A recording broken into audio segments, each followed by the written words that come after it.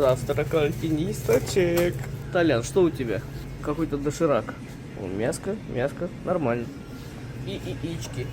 А я не очень хочу есть. У меня тут сок 1+1 шел.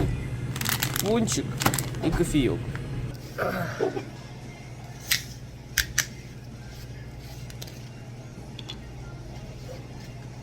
Опа, Дин что там гоняет.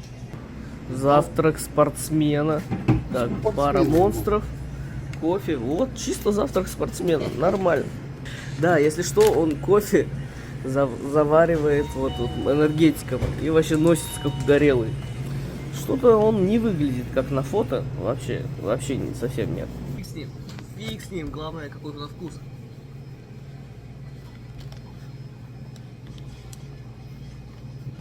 Вообще не очень. Вообще.